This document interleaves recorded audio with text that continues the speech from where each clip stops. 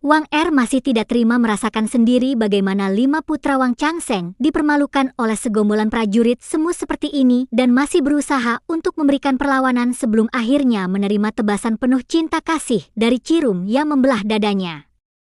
Xiatian melemparkan ledekan ketika bertanya kemana perginya kesombongan yang anjing-anjing klan Wang tunjukkan sebelumnya dan membuat kini giliran Wangda yang tidak terima sebelum kemudian segera membentuk segel di tangan ketika melepaskan serangan ke arah semut tanduk surgawi muda tersebut.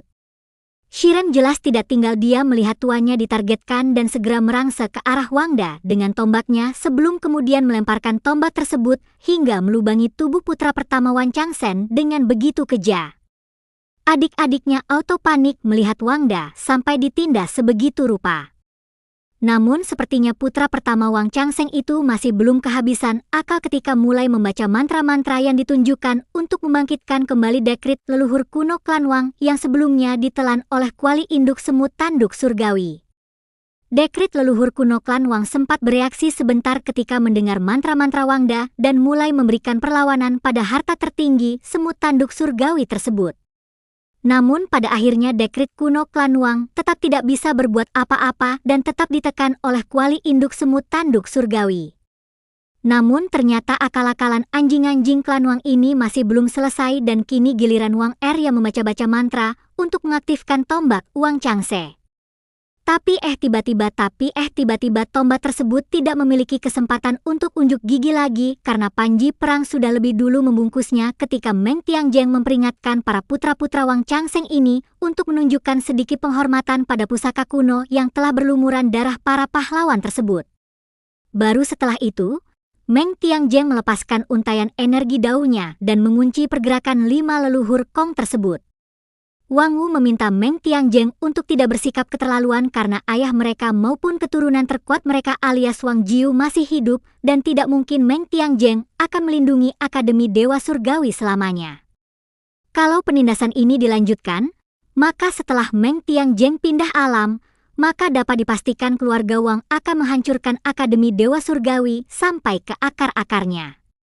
Meng Tiangjeng tidak menunjukkan banyak respon atas ancaman tersebut dan malah menekankan bahwa selama dia hidup, keluarga Wang tidak akan bisa berbuat semaunya. Adapun masa depan biarkan dipikirkan oleh generasi muda yang akan menjadi ombak baru dengan kemampuan mereka.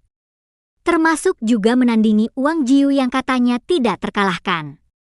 Nah, daripada Meng Tiangjeng membuang-buang napas untuk menasihati antek dajjal kayak Kanotian pun meminta para senior prajurit semut tanduk surgawi untuk melakukan pemalasan pada orang yang menghina klan mereka dan membuat Shirum dan kawan-kawan auto tidak menyia-nyiakan kesempatan untuk menggebugin kelima putra Wang Changse. Nah, adegan penggebugan ini bisa disaksikan secara live oleh Sue Mingxuan yang sepertinya sedang melakukan perjalanan menuju perbatasan belantara. Ketua Agung Istana Kekaisaran panjang umur tidak bisa menahan kepuasan ketika melihat keluarga Wang mendapatkan karma atas segala kejahatan yang mereka lakukan. Sementara Yu yang baru datang malah menunjukkan kekhawatiran atas apa yang baru saja terjadi. Karena dia yakin kalau sisa keluarga lain tidak akan tinggal diam menerima penghinaan itu. Seolah tercerahkan, Su Mingxuan langsung memerintahkan seluruh pasukannya untuk pindah haluan dan bergegas menuju Akademi Dewa Surgawi untuk memberikan pertolongan. Oke, sekarang kita balik lagi ke Akademi Dewa Surgawi yang dituju.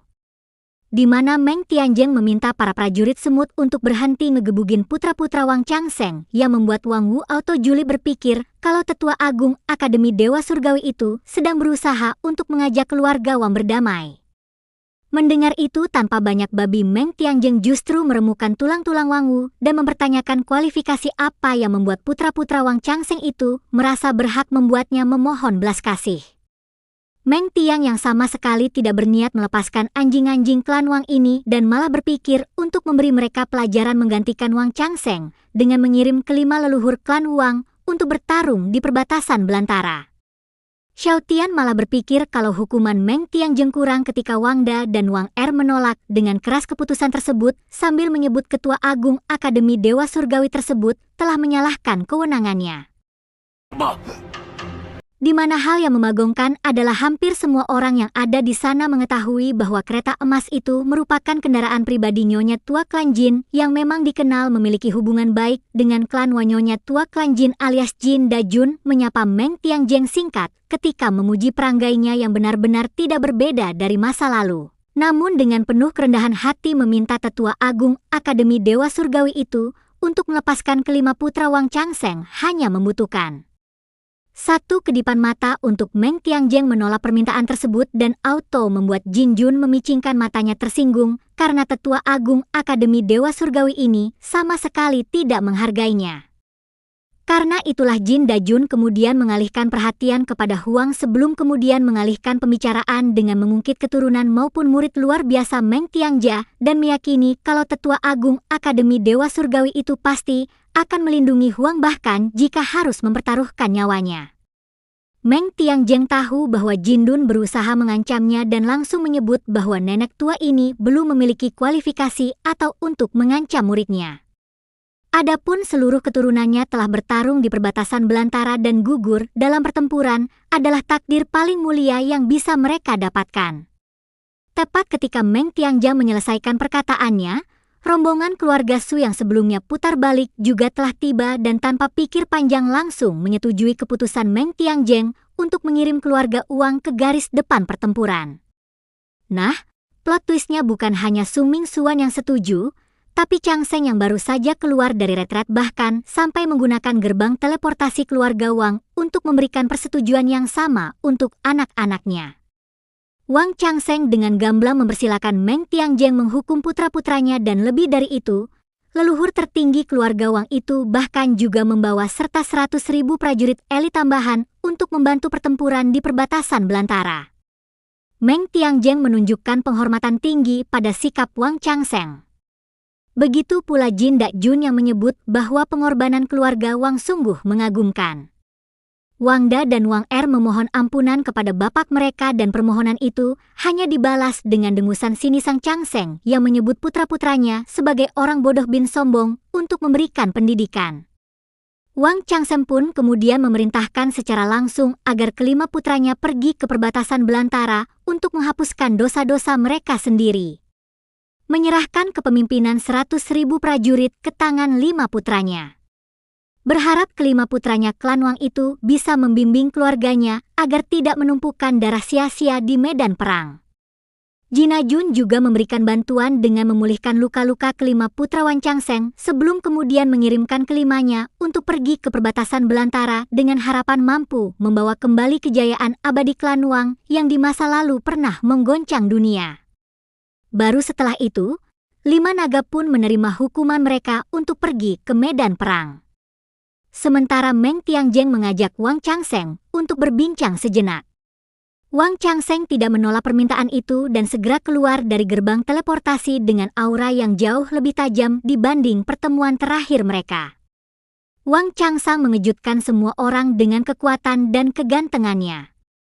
Namun tanpa mempedulikan semua itu, sang leluhur tertinggi keluarga Wang itu malah fokus untuk meminta putra-putranya meminta maaf kepada Meng Tiangjia. Karena udah Wang Changseng yang ngasih perintah, Wang Da dan adik-adiknya pun langsung menurut ketika membungkuk penuh hormat kepada Meng Tiangjeng. Sementara orang yang dibungkuki justru menggunakan transmisi suara untuk berkomunikasi Hertu sama Wang Changse. Dalam komunikasi rahasia itu, Meng Tiangjeng mengakui bahwa Wang memang telah mendapatkan sutra keabadian. Namun dia telah menanamkan 9 lapis segal pada jiwa primordialnya sehingga tidak ada satun orang di 9 langit dan 10 bumi yang bisa mengintip rahasia kitab tersebut. Namun apabila keluarga Wang menorehkan jasa besar untuk selangit 10 bumi dalam peperangan antar alam ini, maka dia berjanji akan menyerahkan kitab tersebut agar bisa dipelajari bersama Wang Changseng. Wang mendengar itu, Wang Changsang segera memberikan kode pada putra-putranya dan membuat kelima naga tanpa keragu lagi bergegas pergi menuju perbatasan belantara. Sepeninggalan putra-putra Wang Changseng, Meng Tiangjeng juga mengirimkan transmisi suara kepada Shiho untuk meminta muridnya bersiap. Karena para jenius angkatan pertama dari setiap akademi akan diutus ke perbatasan belantara dan ketiga akademi besar akan segera melakukan seleksi masuk gerbang untuk para calon utusan. Akhirnya episode kali ini berakhir sampai di sini. Jangan lupa like, komen, dan subscribe. Saya Ceedoh pamit. Sampai jumpa.